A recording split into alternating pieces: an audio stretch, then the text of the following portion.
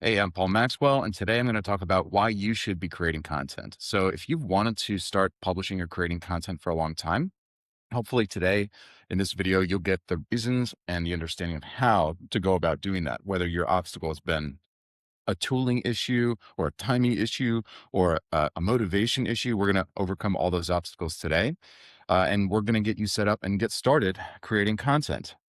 Obviously, I don't have the most streamlined production flow, but this is what works for me. And this is actually part of what we're going to talk about. So I'm going to talk about three things. Number one, why you should be creating content. Number two, what the risks of creating content are. And then number three, how to begin.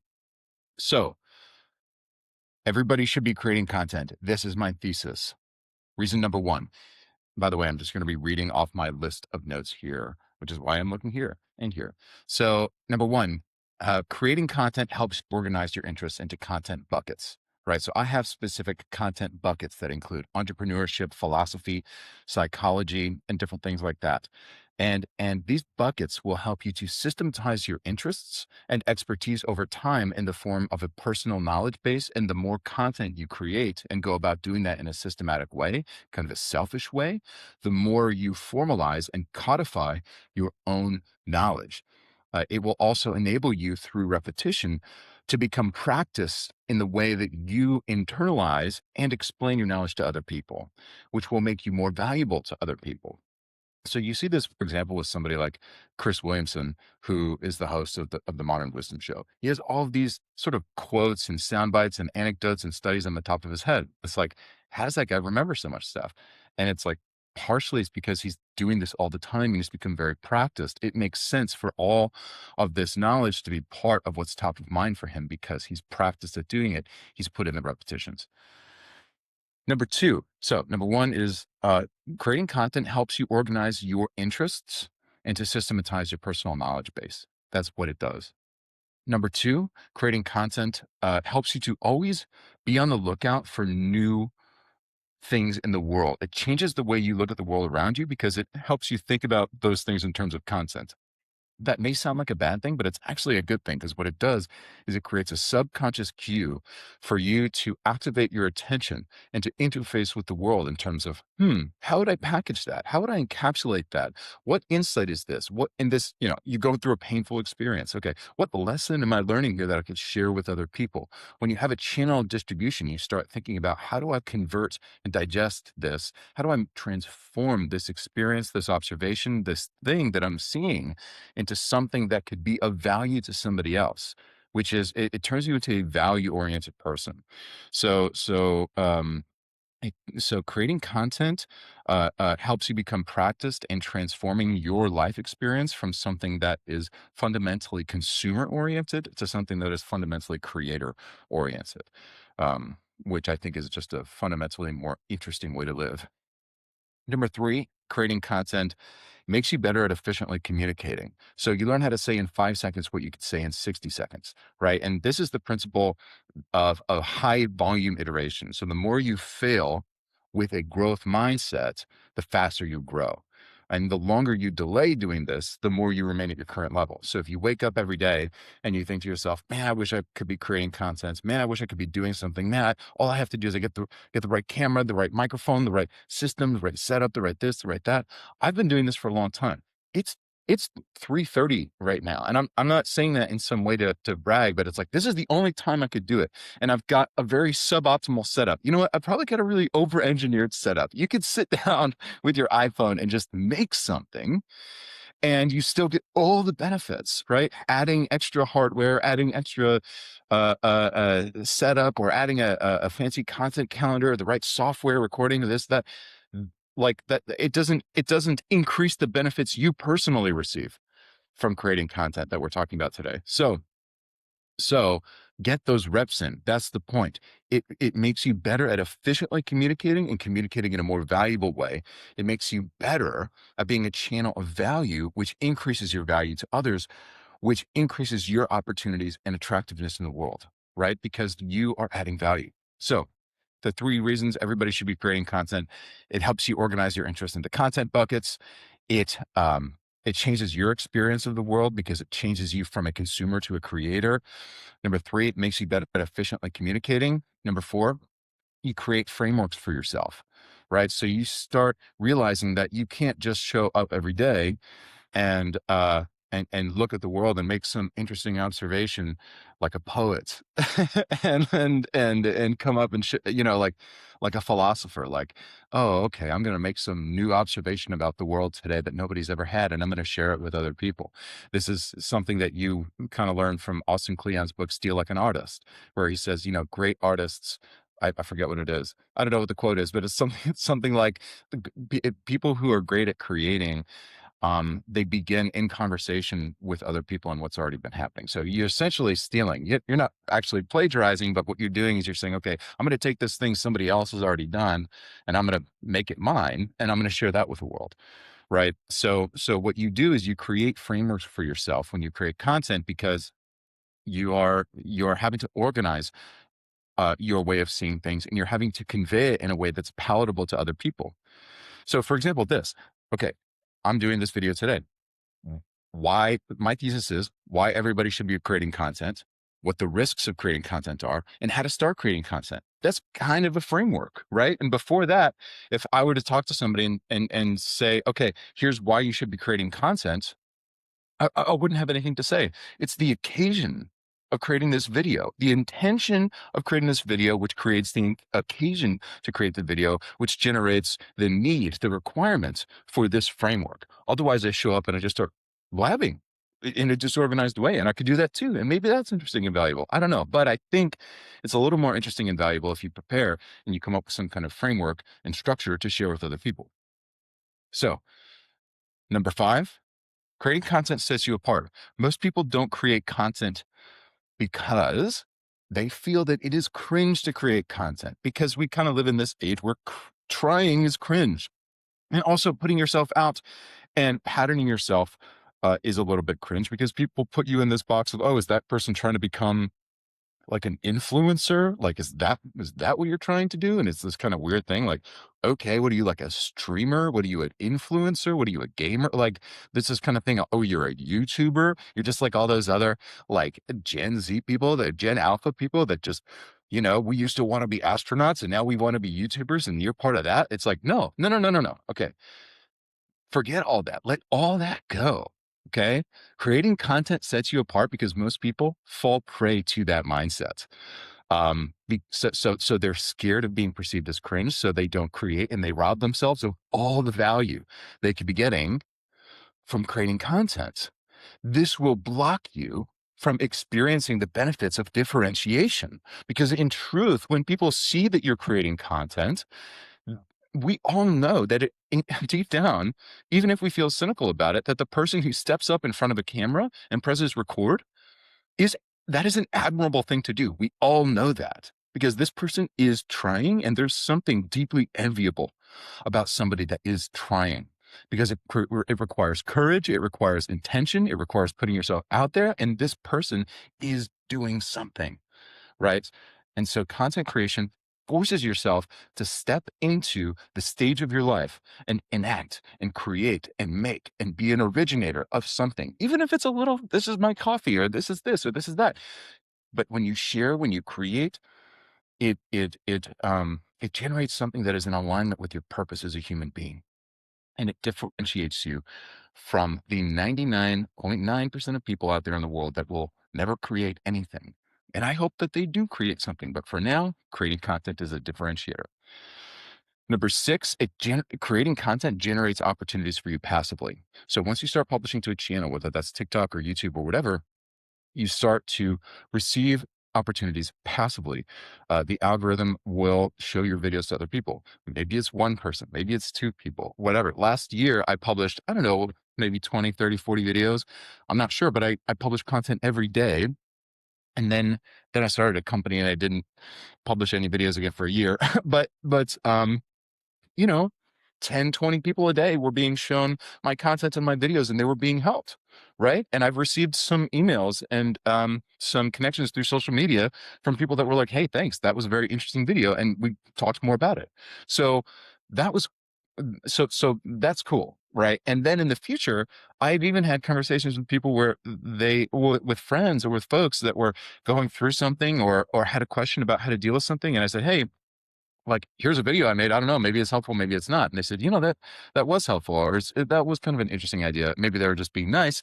But again, it creates passive opportunities for you. And this is something where in your life, I think about this sometimes, like the big difference between, if I go back to sort of a random reference, the big difference between somebody like Arnold Schwarzenegger, who became like this huge movie star, right? And somebody like Lou Ferrigno, who was another bodybuilder, who was bigger than Arnold, who in some ways had a better physique than Arnold. He just never um he just never elevated to the same place as Arnold, because Arnold had this mindset of being documented, of showing. And it's like, if you could be the best, you could be the strongest, you could have the best body, you could have whatever, but but if nobody sees it, and if it's not documented, if it's not published, if it's not put out there, nobody knows. And so you, in a way, kind of have to market yourself. And so creating content is, I think, a necessary and important way for people to be creating passive opportunities for themselves. It's a way for you to have channels out there for people to passively come to you, to passively find you. Number seven, creating content is what allows you to control what other people find. And this is related, what other people find when they search you. So you have a digital footprint out there in the world. Maybe it's very small, right? But when somebody searches you on Google, or searches you on any kind of AI search tool, results will come up. And so by creating content, you're the one that's kind of controlling what that is that's served when somebody inquires about you or searches about you. Number eight, creating content helps you feel connected to the world. So if you work remotely, or you struggle to meet people, or you think to yourself, man, making friends today is hard, there's really no better way of like overcoming that than by creating content and publishing that, or sharing that with some kind of community. People will appreciate it. Again, even if it's not even if it's not like high quality. Look at me. Look at this. This is very low quality production.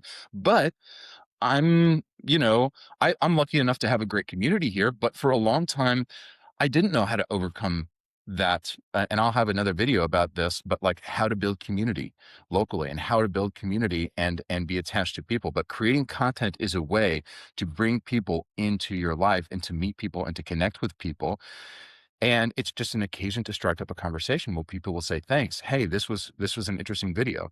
I guarantee if you publish a video every day or a few times a week, you will attract people that will come into your life and want to build friendships with you, if you're trying to add value to a situation or a community or a topic. And then number nine, creating content. This is a huge one for me right now. Wow. No, creating content reduces AI-induced cognitive atrophy by forcing yourself to create things from scratch. So my policy for myself in creating all this content is that I do not use AI.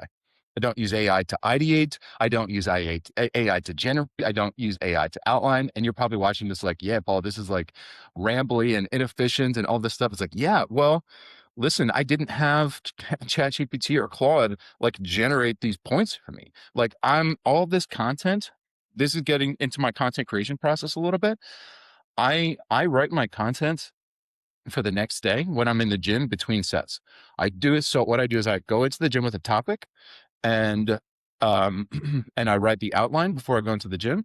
So for example, my thesis is everybody should be creating content, why they should be creating content, the risks of creating content, how to start creating content, right? So we're here at the end of the why section. But so I do a set in the gym. After each set, I go in and I write a point. I go, okay, why? Helps you organize into content buckets, turns you from a consumer to a creator. Creating content makes you better at efficiently communicating. Okay. Do a set. Helps you create frameworks for yourself. Right. Now it's because when I'm doing that set, that idea comes to me. Oh, creating content also does this. Oh, here's something to look out for. Oh, here's a tip for doing it well. Right. And that's my way of creating content.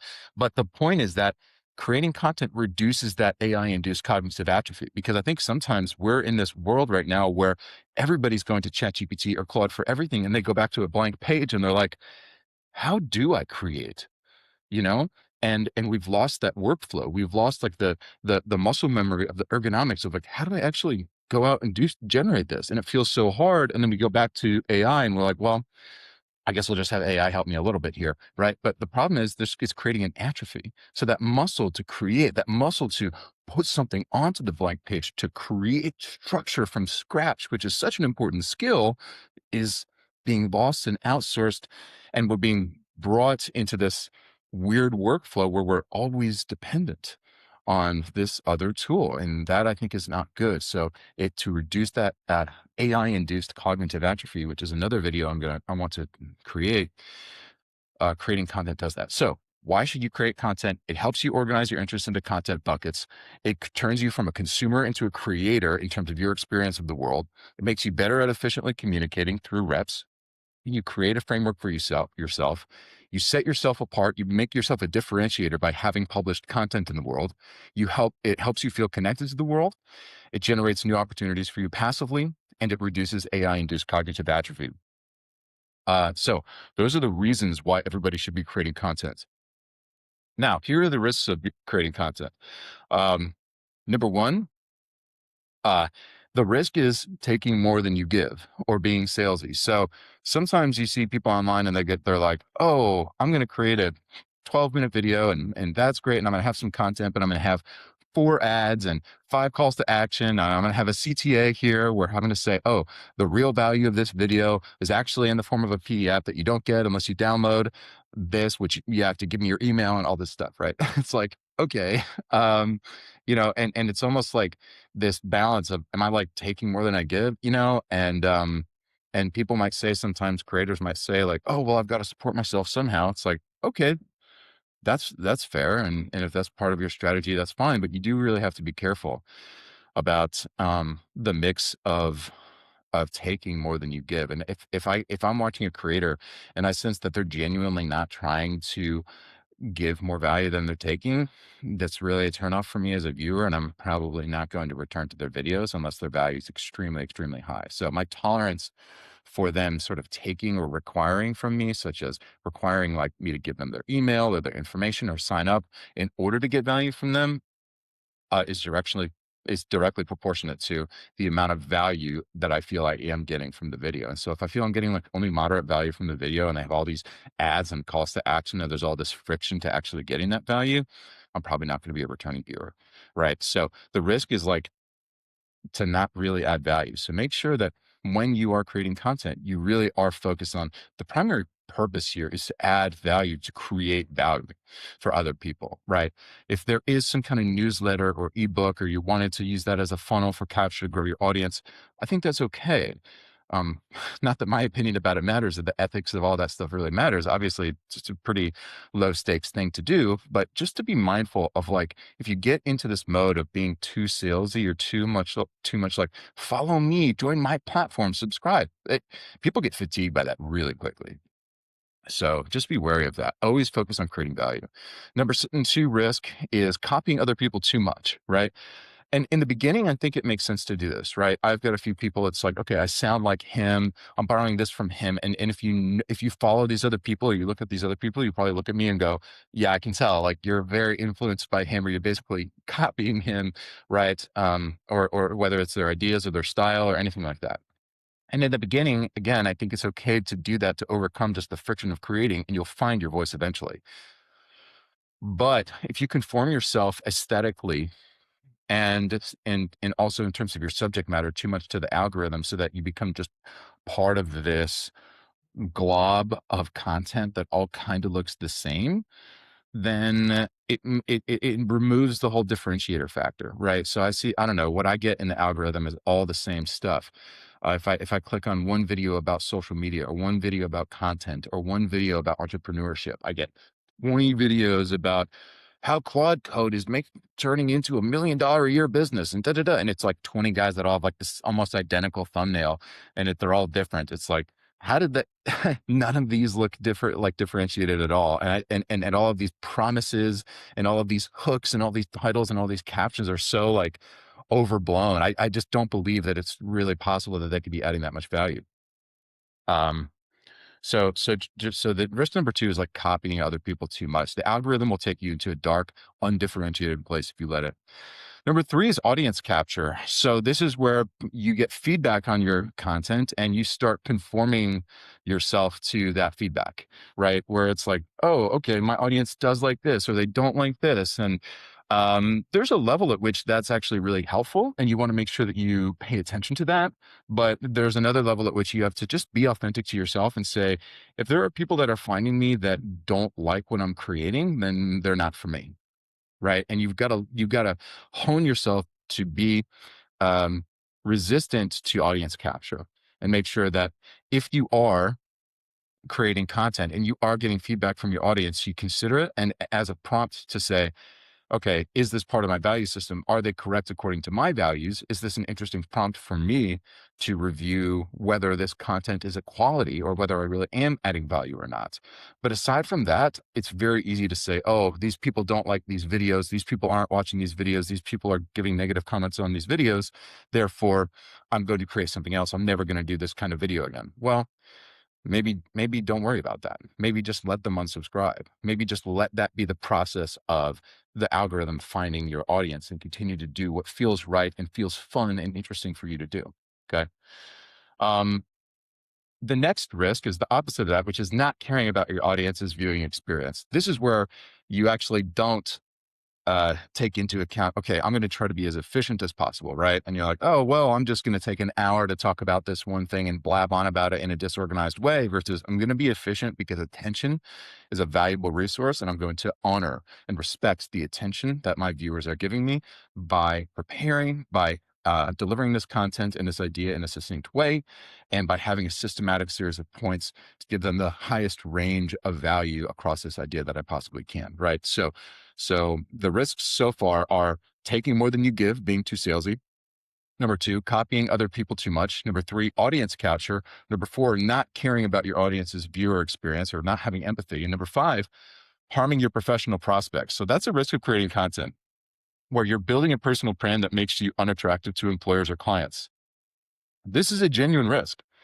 So if you're doing this and you're creating a brand that is or you're creating content that if one of your clients or one of your employers would find this online and be like, ugh, this is going to reduce the chance that I'm going to hire this person, um, then maybe don't do it. You do have to take that into account, right? And I would say that the number one thing you have to think about there is just to say, okay, it's very, very difficult to become a full-time content creator. And you have to ask yourself, is there a monetization schema here or a monetization play that makes this a full-time opportunity for me? The chances of that are extremely low. That's not why I'm doing this channel. That's no part of my goal for this.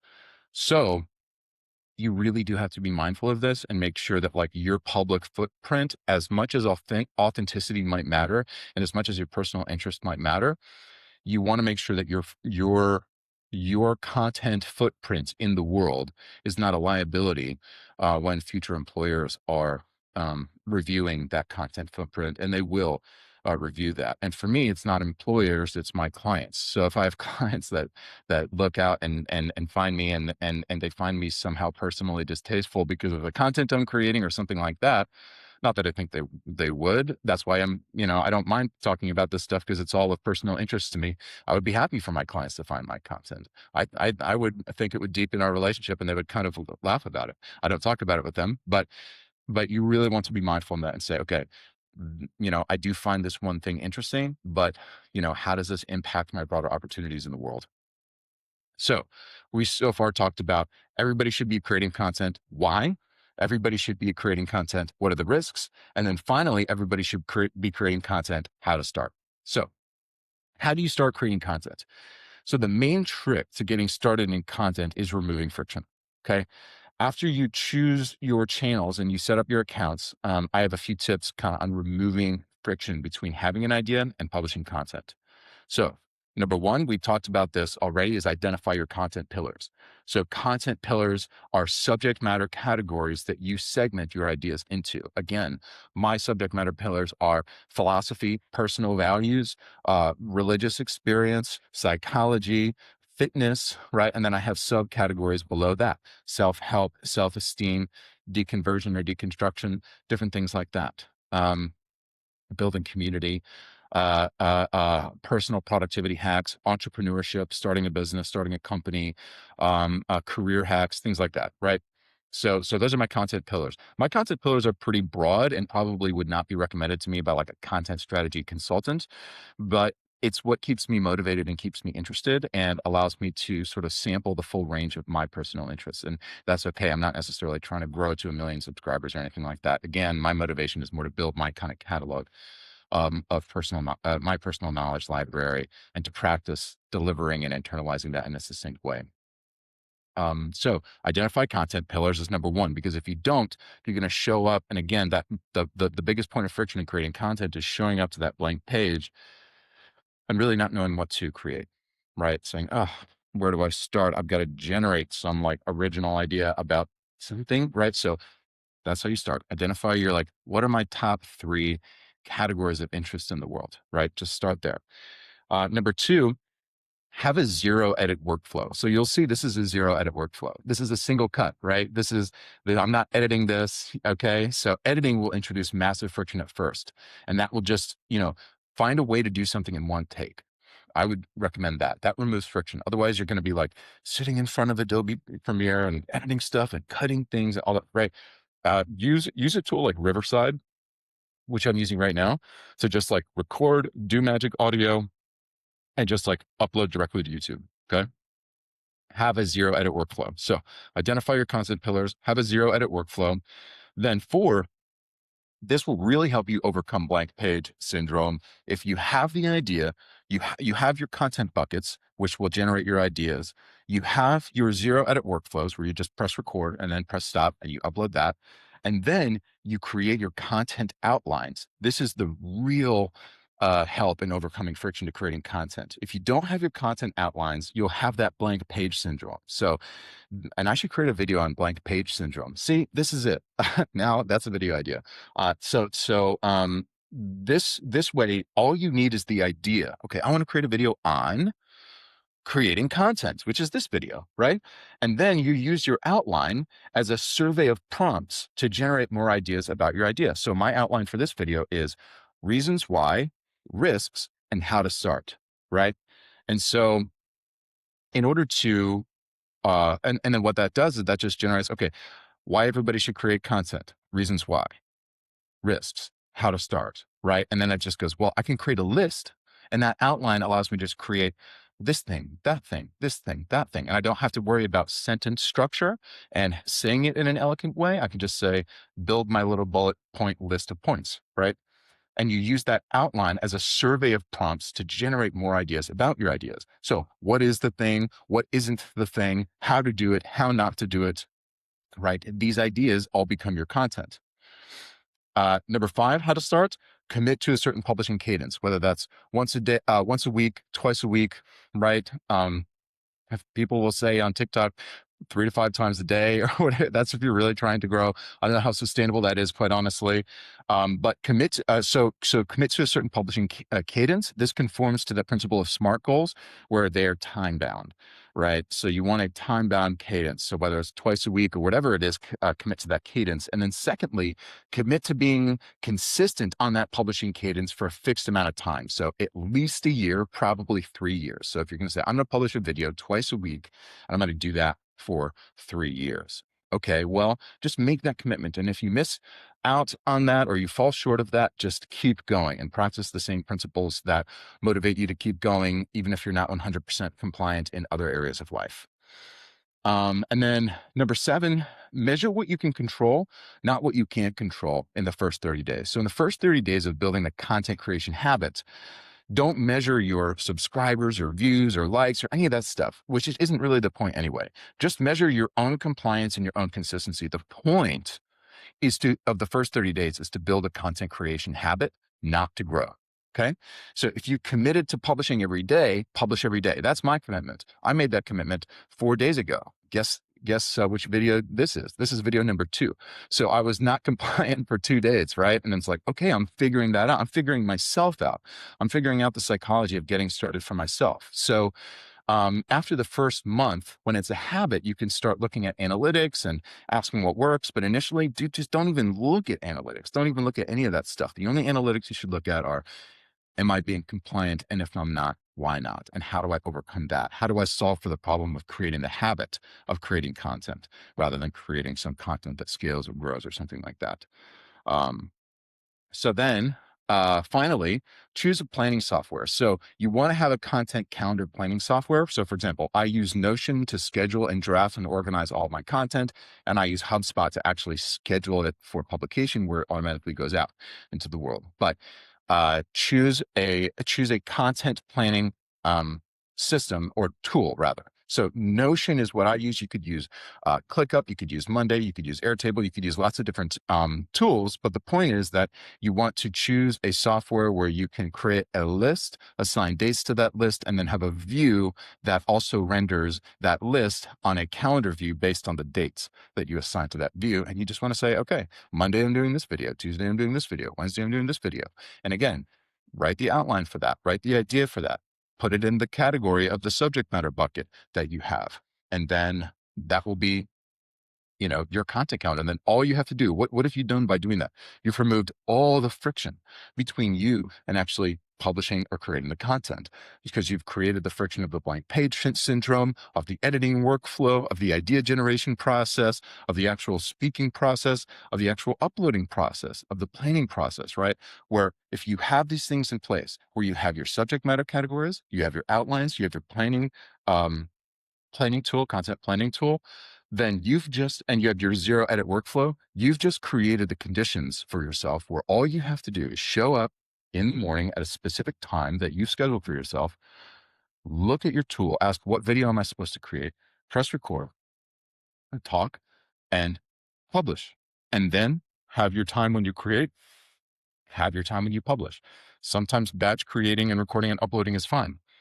Sometimes it's nice to have a cadence of doing it every day. It's what works for you. But have your zero edit workflow, have your subject matter buckets, have your outlines. That way, and then have your content planning calendar. And those are the conditions to give you basically a nearly zero friction way of showing up and just creating content. So just to review for everybody. Everybody should be creating content. Here are the reasons why, the risks, and how to start. Reasons why are: it helps you organize your interests into content buckets. Number two, it turns your experience from the world from a consumer into a creator. Number three, it makes you better at efficiently communicating. Number four, you create frameworks for yourself. Number five, it sets you apart. It's a differentiator between you and 99% of the world. Number six, it generates new opportunities for relationships with you for you passively. Number seven, it helps you feel connected to the world. And number eight, it reduces AI-induced cognitive atrophy. The risks are: number one, taking more than you give, being salesy. Number two, copying other people too much. Number three, audience capture. Number four, not caring about your audience's viewing experience, lack of empathy. And number five, harming your professional prospects through creating content that would somehow become a liability to you. And here's how to start. Remove friction by identifying the content pillars that you're interested in. Number two, having a zero edit workflow. Number three, create content outlines that you can apply to ideas that are generated from those content pillars. Number four, commit to a certain publishing cadence. Number five, commit to being consistent on that publishing cadence for a fixed amount of time, like a year or 3 years. Number six, measure what you can control, such as your compliance with that cadence for the first 30 days. Don't measure growth, don't measure analytics, don't measure likes or subscribes or anything. And then number seven, choose a planning software. Again, I recommend Notion to create your content calendar so that you've got maybe 10, 20, 30 ideas published out ahead of time. So that's my thesis. Everybody should be creating content, and that's the why, the risks, and the how to start. Hope this added value to you. I know that creating this video certainly added value to me.